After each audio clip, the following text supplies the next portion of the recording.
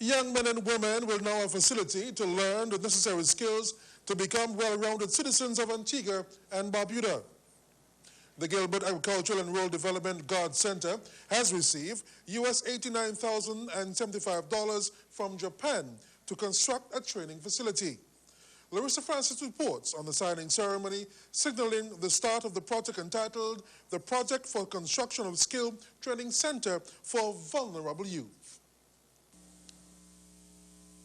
Executive Director of the GARD Center, Roberta Williams, says the project would provide an opportunity for young persons who have dropped out of school and give single young mothers and unemployed or underemployed persons a second chance. The International Youth Foundation, IYF, and the United States Agency for International Development, USAID, have also partnered with GARD. Williams says the partnership seeks to build the capacity of the center to help vulnerable youth. She's pleased that the GARD's mission has become a reality. Added to this effort, another group of partners have come on board with us.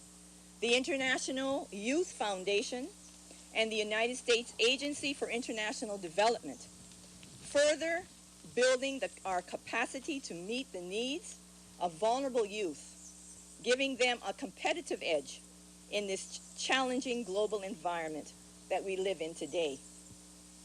In trying to meet the most urgent needs of our clientele, we are, if I may use this phrase, bursting our seams. We are out of space.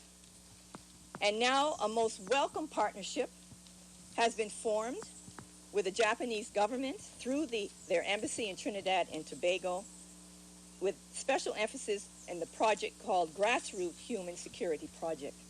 Ambassador Yoshi, the consular at the Embassy of Japan, speaks of his country's decision to provide the grant and also stated that this is the second grassroots project Japan is signing onto for Antigua and Barbuda. He says his country will seek to assist where necessary to promote youth development. Today's youth will be the power to push forward great advancements. If youth become more energetic, more involved, the economy will surely strengthen and develop. In this respect, we praise the activities of the GARD Center, and we are really pleased to support the further development of their activities. We hope that more and more vulnerable youth will get the chance to learn basic and vocational skills and realize their own capabilities through the training course of the GARD Center. Ladies and gentlemen, Japan and Antigua and Barbuda have long shared friendly relations. Minister of State in the Ministry of Information, Broadcasting and Telecommunications, Science and Technology, Dr. the Honorable Edwin Mansour, gives a commitment to assist the GARD Center in empowering young people. The Ministry of Information currently speaks of a program that offers internships to graduates and students from the center. We have begun a closer collaboration at the Ministry of Information with GARD by providing early internship opportunities for, in the first stage, 3 of the young folks. And I'm hoping that very shortly we can formalize this relationship and create an additional conduit for these young people to get into a setting where they can build upon the skills that they have acquired at GARD,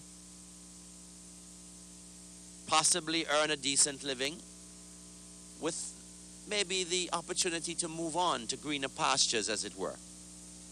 And so today I am recommitting the Ministry of Information and by extension the government's commitment to develop and to nourish the ICT cadet program. Through the grant assistance from the Japanese, 2 new classrooms will be constructed, one of which will house the 20 computers donated by the Ministry of Information's Connect Antigua and Barbuda initiative.